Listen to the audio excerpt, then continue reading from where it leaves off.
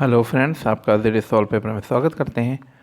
दोस्तों, आज हम संप्रभुता का बहुलवादी पक्ष को देखेंगे। इससे पहले मैंने संप्रभुता का एकलवादी सिद्धांत बताया था, संप्रभुता के प्रकार को भी फोकस किया था। और आगे बढ़ने से पहले जो फ्रेंड्स नए हैं वो मेरे चैनल को सब्सक्राइब करें। अगर वीडियो पसंद आता है तो लाइक और शेयर भी करें। तो आइए शुरू करते हैं।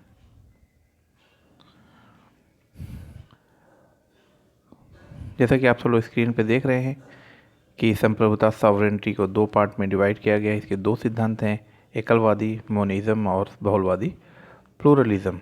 ठीक है, तो मैबट ने एकलवाद को दो भागों में बांटा था, छूट गया था, तो इसको आप ध्यान रखिएगा कि मैबट ने एकलवाद को दो भागों में विभाजित किया था।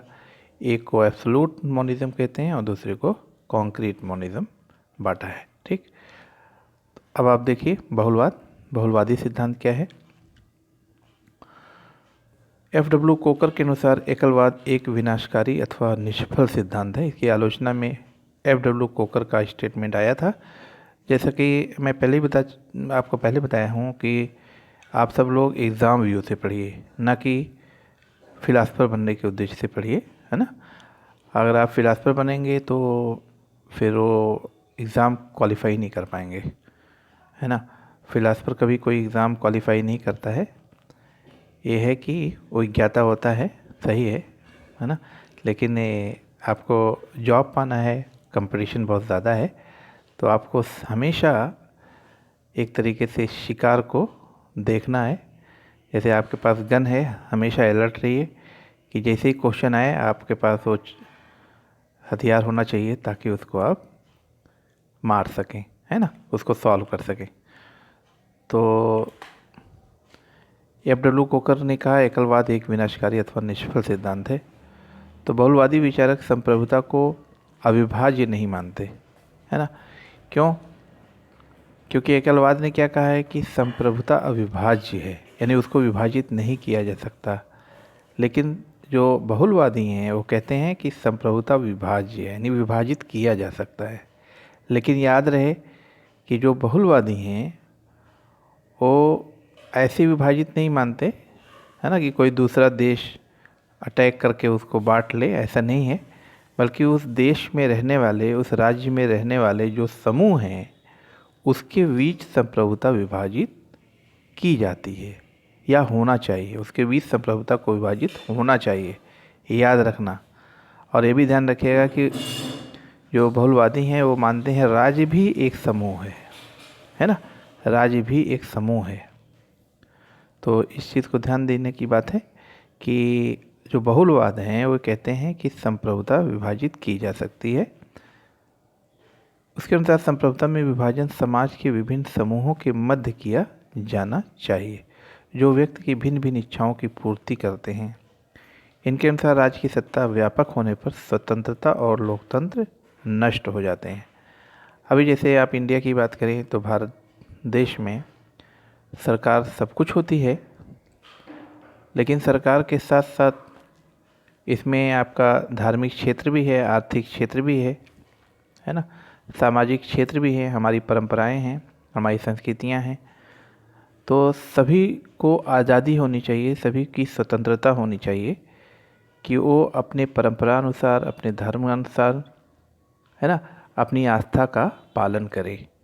लेकिन अगर इसमें सरकार हस्तक्षेप करती है, सरकार के आज्ञा से ही सब कुछ हो तो अच्छा नहीं है। अगर सरकार की आज्ञा से ही सब कुछ होता है, सरकार सबको कंट्रोल करती है, सरकार से सब लोग डरे रहते हैं, सरकार जो भी चाहे वही करे, बाकी और ग्रुप और समूह कुछ ना कर सके, तो वहाँ पर एकलवाद संप्रभुता होगी।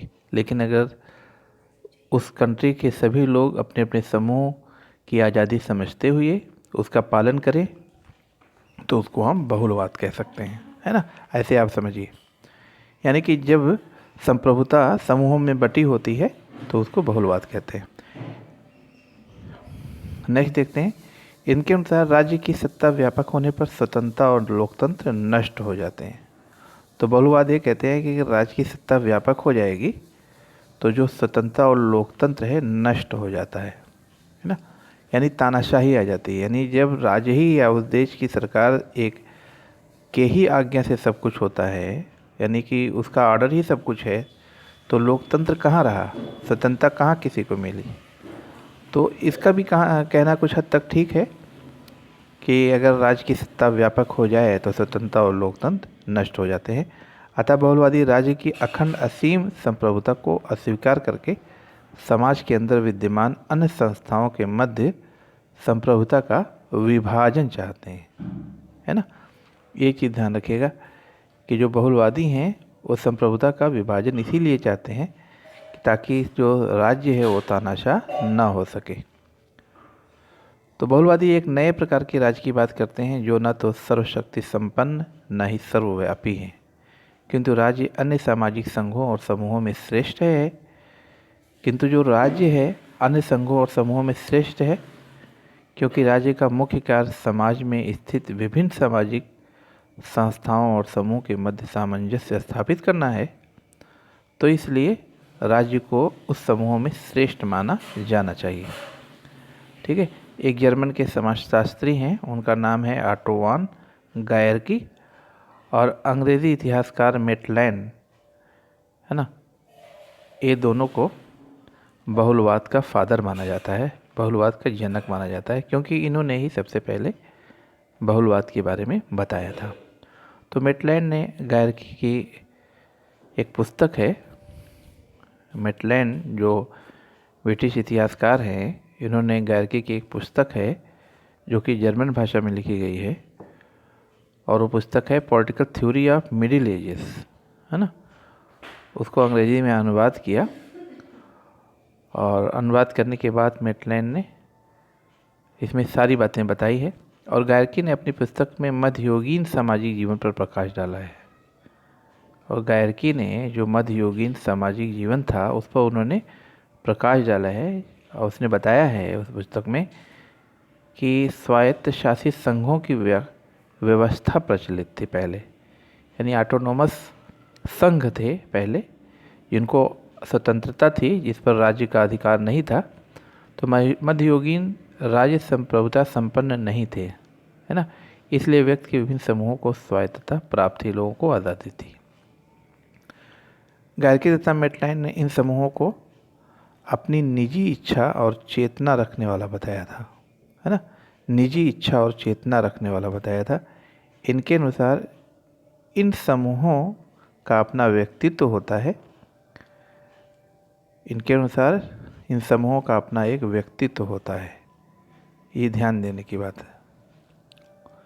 इन्होंने समूहों को क्या कहा कि इनका व्यक्तित्व होता है। लियो डुगवी ने राज्य की संप्रभुता को अस्वीकार किया। उनके अनुसार कानून का आधार सामाजिक सुदृढ़ता है ना। लियो डुगवी ने कहा कि जो ये संप्रभुता है उसको अस्वीकार किया, और उन्होंने कहा कि कानून का आधार सामाजिक सुदृढ़ता है, यानी कानून की वैल्यू उन्होंने रखी। उन्होंने बल्कि राज्य की वैल्यू नहीं रखी, बल्कि डुगवी ने कहा कि कानून का आधार सामाजिक सुदृढ़ता है। अतः कानून को अस्तित्व में लाने का श्रेय राज्य को नहीं है, बल्कि वह राज्य की उत्पत्ति से पहले भी विद्यमान था, और उसका स्थान राज्य से ऊंचा है। राज्य का सारभूत मुख्य लक्षण जनसेवा है, ना कि संप्रभुता। ये ध्यान देने की बात है कि डुगवी ने क्या कहा कि संप्रभुता को अस्वीकार किया है, पहली बात। दूसरी बात ये कि कानून का आधार सामाजिक सुदृढ़ता है, यानी कि कानून जो बना है वो समाज ने उसको बनाया है, न कि राज्य ने बनाया है ना।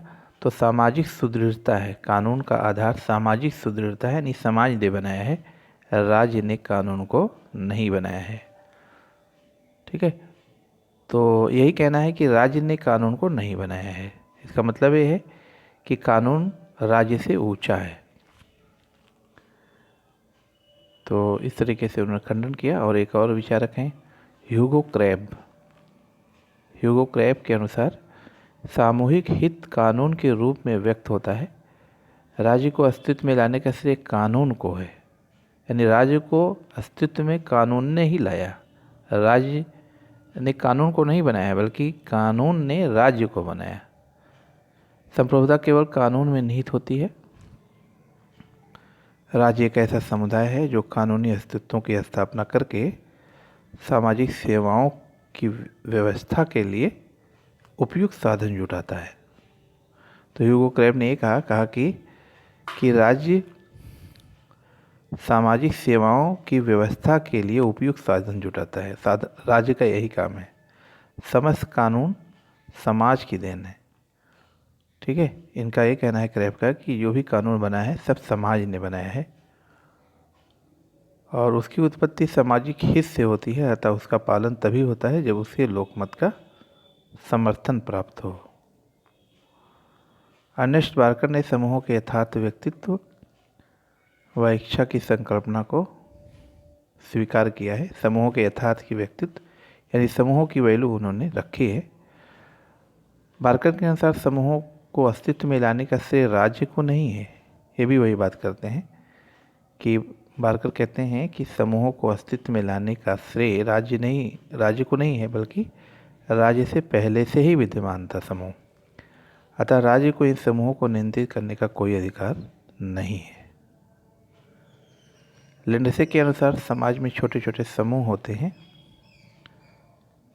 लिंडसे के अनुसार समाज में छोटे छोटे समूह होते हैं। इनमें कई समूह ऐसे होते हैं जो व्यक्ति की राज्य से अधिक गहरी निष्ठा को आकर्षित करते हैं।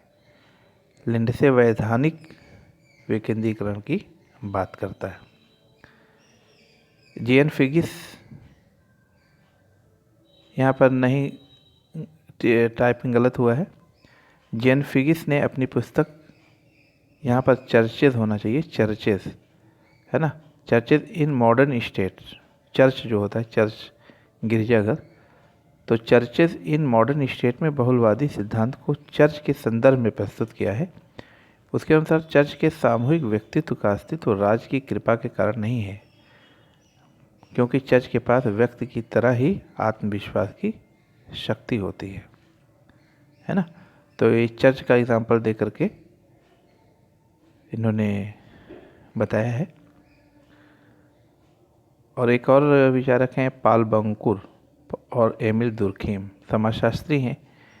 इन्होंने समाज में अनेक व्यावसायिक समूह की स्वायत्तता का समर्थन किया है ना, व्यावसायिक समूह की स्वायत्तता का समर्थन किया था। उन्होंने बहुलवाद का समर्थन व्यावसायिक समूह की स्वायत्तता के संदर्भ में किया है।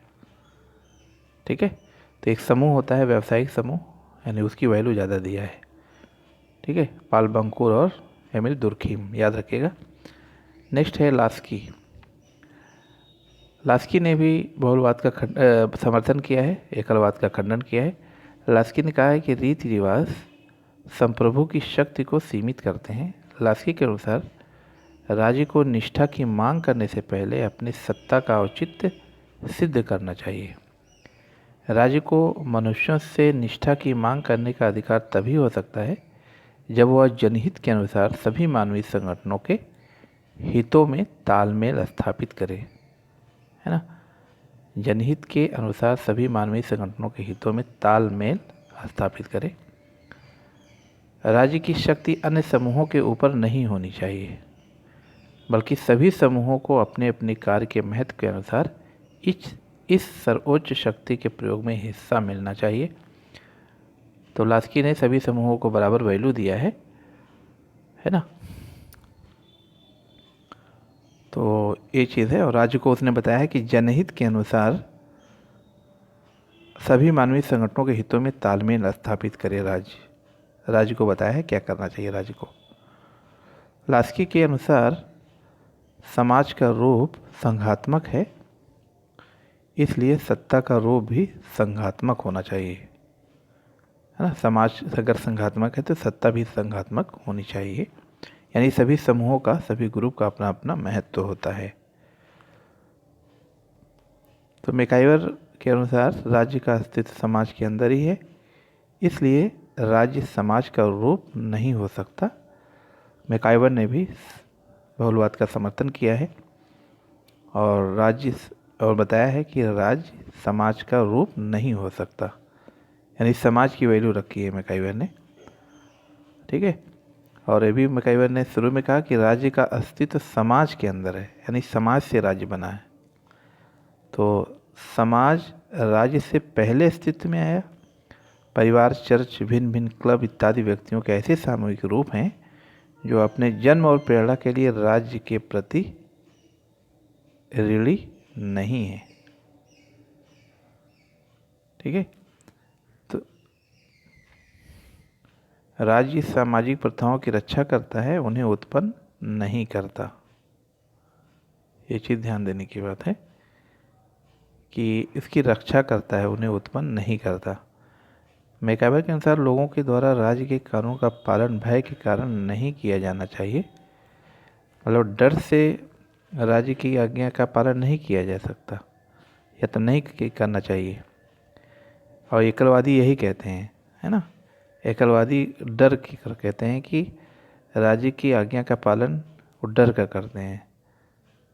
लेकिन मैकाइवर ने क्या कहा कि एकलवादियों का विचार है, बल्कि उसका पालन सामाजिक उपयोगिता के कारण ही किया जाता है। मतलब अगर राज्य की आज्ञा का पालन किया जाता है तो सामाजिक उपयोगिता के कारण ही किया जाता है, ये मैकाइवर ने कहा है। एक बार फिर बता दें कि मैकाइवर के अनुसार लोगों के द्वारा राज्य के कानून का पालन भय के कारण नहीं किया जाता, डर के कारण नहीं किया जाता जैसा कि एकलवादियों का कहना है, बल्कि राज्य का पालन, आज्ञा का पालन इसलिए किया जाता है क्योंकि सामाजिक उपयोगिता के कारण ही, यानी सामाजिक उपयोगिता के कारण आज्ञा का पालन किया जाता है। अतः यदि राज्य अन्य संघों में केवल एक संघ है तो वह सारी शक्तियों का धारक नहीं हो सकता, है ना। जैसे सभी संघ हैं, जैसे और संघ हैं, उसी तरीके से अगर राज्य भी एक संघ है तो सारी शक्तियों का धारक नहीं हो सकता, उसका अधिकार सब पर कैसे हो सकता है। परिणामस्वरूप संप्रभुता राज्य और संघों के मध्य विभाजित होनी चाहिए। मैकाइवर व्यक्ति के समूह को दो भागों में बांटता है। पहले को सांस्कृतिक व भावनात्मक समूह कहता है और दूसरे को आर्थिक समूह। तो मैकाइवर कहता है कि राज्य अगर नियंत्रित करे तो सिर्फ सांस्कृतिक व भावनात्मक समूह को ही नियंत्रित नहीं कर सकता, बल्कि आर्थिक समूह को नियंत्रित कर सकता है ना।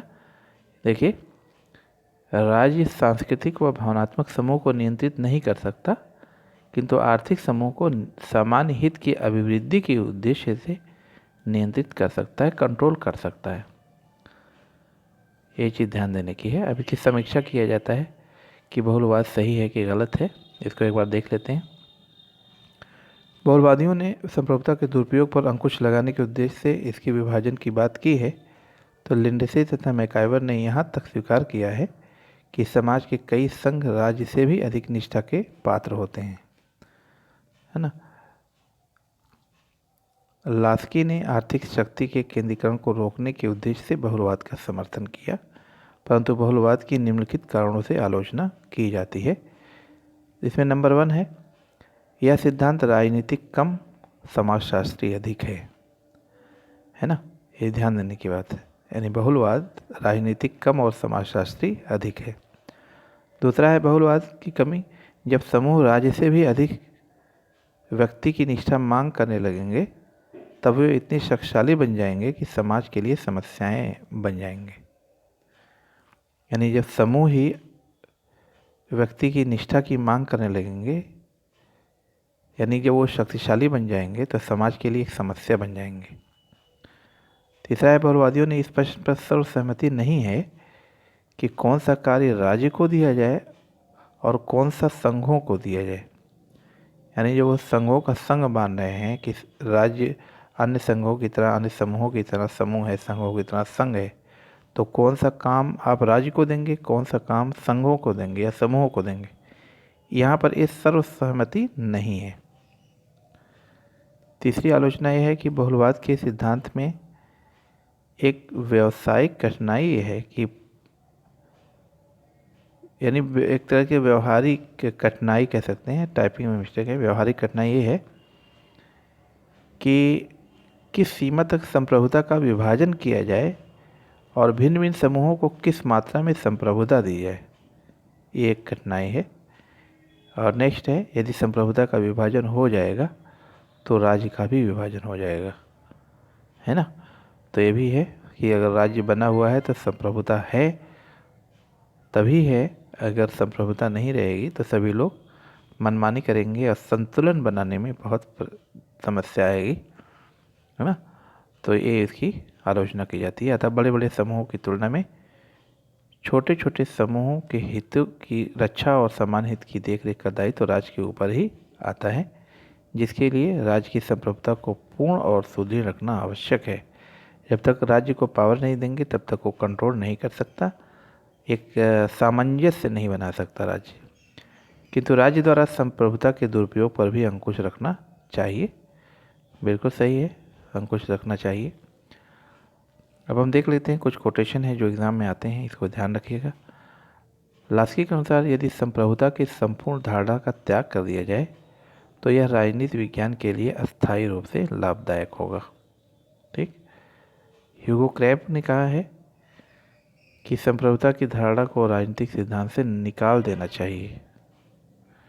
लिंडसे के अनुसार यदि हम वस्तु स्थिति को देखें तो यह स्पष्ट हो जाएगा कि संप्रभुता संपन्न राज्य का सिद्धांत धराशायी हो चुका है।